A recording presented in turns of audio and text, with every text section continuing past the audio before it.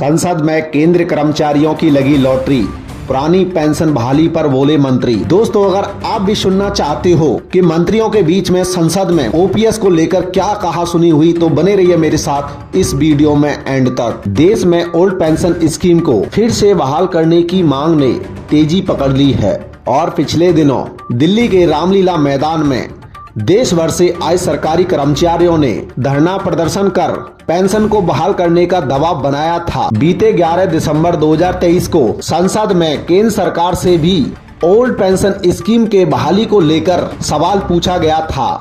सरकार ने इस पर जवाब देते हुए कहा था कि उसे कई दफा ओल्ड पेंशन स्कीम को बहाल करने का अनुरोध पत्र मिलता आया है, लेकिन सरकार ने इस बात को भी क्लियर कर दिया कि 1 जनवरी 2004 या उसके बाद नियुक्त हुए केंद्र कर्मचारियों के लिए ओल्ड पेंशन स्कीम को फिर से बहाल करने का कोई भी प्रस्ताव नहीं आया है। लोकसभा में सांसद ए गणेश मूर्ति और ए राजा ने केंद्र सरकार से सवाल करते हुए पूछा कि क्या सरकारी कर्मचारियों के एसोसिएशन ने योगदान वाले पेंशन स्कीम की जगह आखिरी वेतन के आधार पर दिए जाने वाले ओल्ड पेंशन स्कीम को फिर से बहाल करने की मांग की है और इन मांगों पर सरकार का क्या रुख है, जिसका जवाब देते हुए वित्त राज्य मंत्री पंकज चौधरी ने कहा कि 1 जनवरी 2004 को या उसके बाद नियुक्त हुए कर्मचारियों को ओल्ड पेंशन स्कीम को फिर से बहाल करने का कोई प्रस्ताव नहीं है।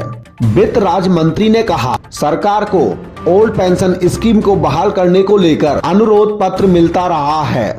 उन्होंने बताया कि नेशनल पेंशन सिस्टम को 22 दिसंबर 2003 को नोटिफिकेशन जारी कर लागू किया गया था। उसके बाद से सरकार ने केंद्र कर्मचारियों के लिए एनपीएस को बेहतर बनाने और उनके हितों की रक्षा के लिए सरकार ने कई कदम उठाए हैं, जिसमें पे प्लस डीए को मिलाकर सरकार के योगदान को 10% से बढ़ाकर 14% किया गया था। कर्मचारियों को पेंशन फंड चुनने का विकल्प भी उपलब्ध था। लोगों को निवेश के पैटर्न का चुनाव करने 2004 से 2012 के बीच एनपीएस में योगदान न देने या भुगतान में देरी पर मुआवजे का प्रावधान भी दिया गया है। इसके अलावा एनपीएस में योगदान को इनकम टैक्स के सेक्शन 80C के तहत टैक्स छूट के दायरे में लाया गया है। इसके अलावा एनपीएस से बाहर आने पर एक बार की रकम के विड्रॉल पर मिलने वाले टैक्स छूट को 40% से बढ़ाकर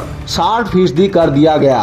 वित्त राज्य मंत्री पंकज चौधरी ने बताया कि वित्त सचिव की अध्यक्षता में एक कमेटी का गठन किया गया है, जो नेशनल पेंशन सिस्टम के अंतर्गत केंद्र कर्मचारियों के पेंशन के मुद्दे का अध्ययन कर रही है। दोस्तों, हमें कमेंट बॉक्स में कमेंट करके जरूर बताना कि केंद्र कर्मचारियों के लिए ओपीएस सबसे ज्यादा फायदेमंद है या एनपीएस।